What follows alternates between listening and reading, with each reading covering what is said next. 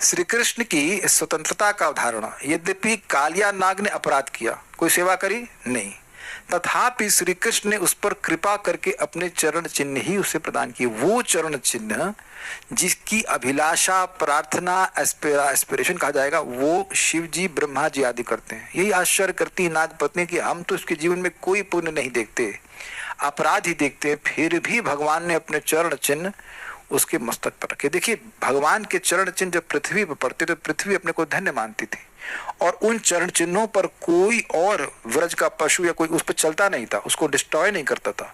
जैसे एक स्त्री अपने सर पे मांग में सिंदूर भरती है, उसको मिटने नहीं देती है, ऐसे भगवान के चरण चिन्ह को माता पृथ्वी मिटने नहीं देती थी।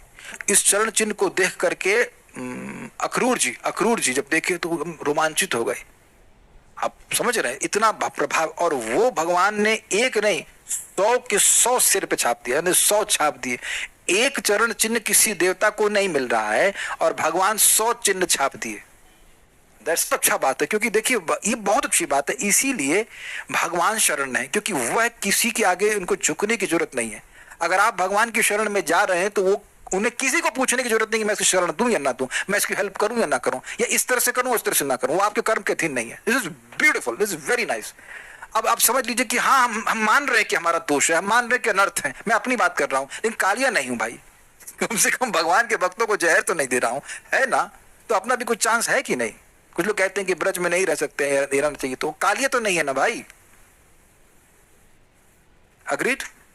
तो उससे तो कुछ ऊपर है ना, तो अपना भी कुछ चांस है, कुछ नहीं बहुत चांस है। ये भगवान दिखा रहे, इसीलिए पूतना का कोई अब सद्गुण नहीं देख सकते। बल इतना है कि भगवान के पास आई थी, तो भगवान के पास आने का तो अपने पास भी चांस है। कौन कह सकता नहीं है? कौन कह सकता है भगवान के पास चांस नहीं है आपका भगवान के पास जाने का? हरे कृष्ण मंत्र बोलिए, भागवत सुनिए, नाम उच्चारण करिए, अगर विग्रह रख सकते हैं, everything is there, is it not? बहुत अच्छा था। अब लेकिन दूसरी क्या मजेदार बात है, यद्यपि ब्रह्मा जी ने स्तुति करी, ये कब करी? 10.14 पढ़ लीजिएगा। अब जानते हैं कि ब्रह्मा जी ने भगवान के ग्वाल वाल चुरा लिए, बाद में मालूम चला 1 सेकंड के बाद, उनके हिसाब से 1 साल के बाद, कि हम तो गलती कर दी है।